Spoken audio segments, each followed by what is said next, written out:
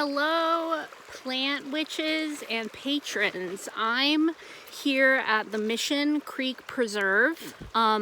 It's near Whitewater, California, about, I don't know, an hour from where I live in the Mojave Desert. It's the closest place I can get to water, and as you can see, it's a small creek.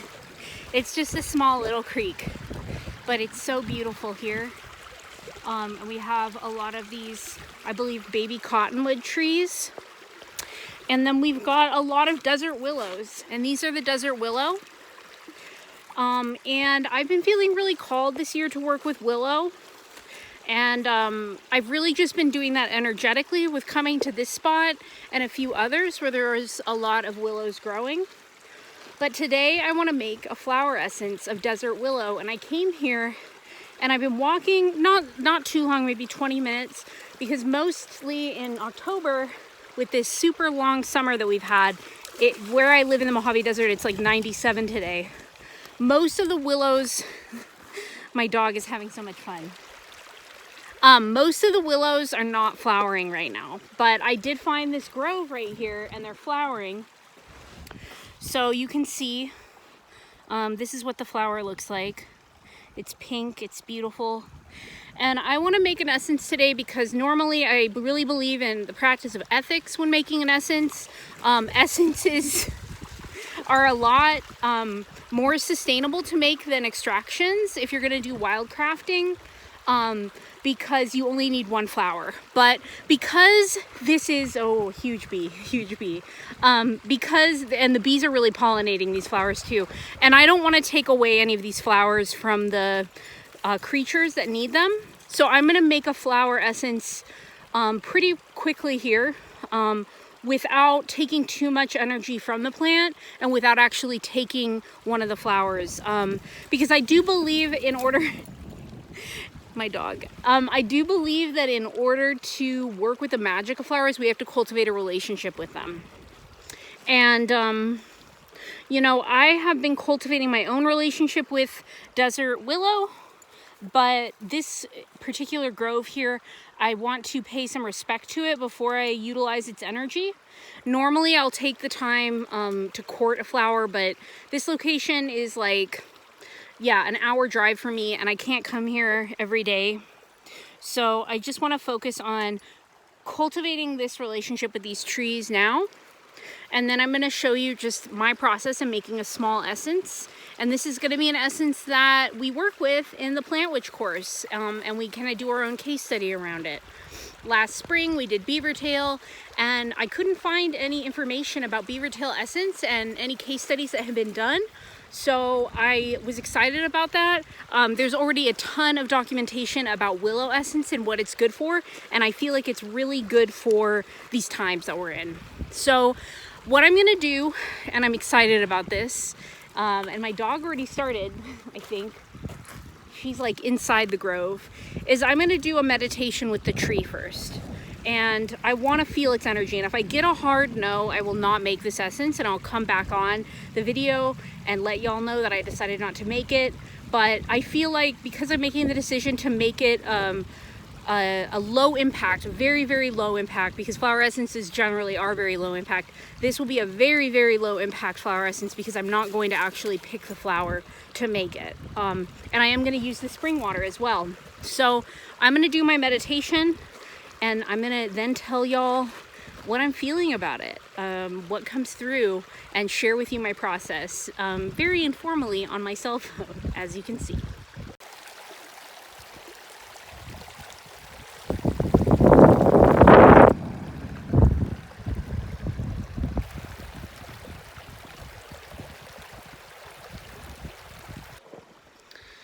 Okay, so I've been sitting with this desert willow for about a half hour. Meditation didn't really happen because I've got my wild puppy with me, but some of the themes that are coming through, deep feelings, deep emotions, and I think that has to do with the presence of the water and the pollination that the bees are doing. There's this deep feeling of sovereignty, the sovereignty of this tree, the calling for me to participate in protecting these lands and these wildlife in times of climate change. And I definitely feel a resistance from the tree, but a love and like a need for awareness.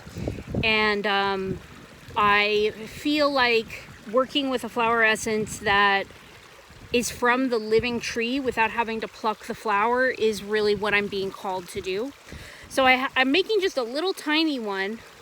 I have this little tiny goblet or chalice, and I'm just gonna take some of the water from the stream with love and put it in this chalice.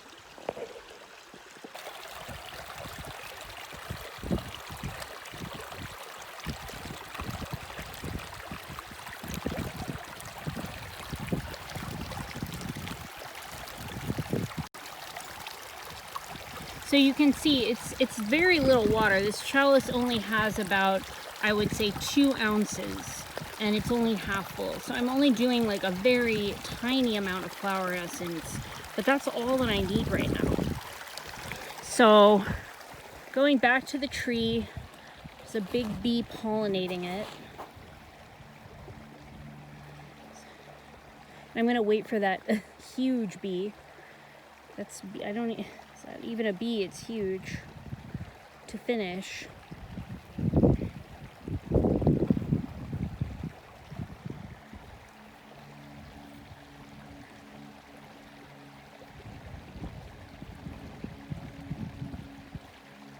There are a few ways to make a flower essence.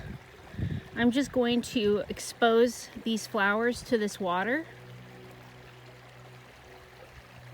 So the flower tips are just touching the water. And this is a really sacred moment, so I'm not going to record the whole time, but I really like to channel my energy towards this flower and its connection with the water. This is alchemy, this is magic. And I want to cultivate that feeling of resilience, that feeling of being able to survive and thrive and find sanctuary and find sovereignty. So I've spent about the last 15 minutes with this spring water, just walking around this beautiful tree, meeting a lot of the different flowers and touching the flowers into the water, and it feels so incredible. It feels so incredible to connect with this tree in this way, especially since there have been bees here pollinating, and that just feels extra potent, extra powerful. So what I'll do now, and I won't record all of this, but I brought with me just a little 1 ounce bottle, and I like to make bigger quantities of flower essences, but because it's energetic medicine, all you really need is 1 drop. And I will add this to a 1 ounce tincture bottle that's new. I haven't used it before. And then I'm gonna give about half of the essence I made, which again is not much. I'm gonna give back half of that to the tree. I'm gonna water the tree with it. That is the act of reciprocity that's very necessary when you're making any type of medicine, but especially flower essences.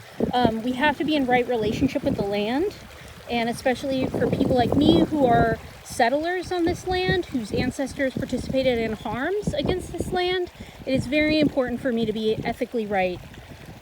So I'll only have a little bit of water left, but when I get home, I can add some distilled water to it and some brandy, and then I can probably move it into a 4 ounce bottle, and then I will have a desert willow essence to work with during this tumultuous and interesting time.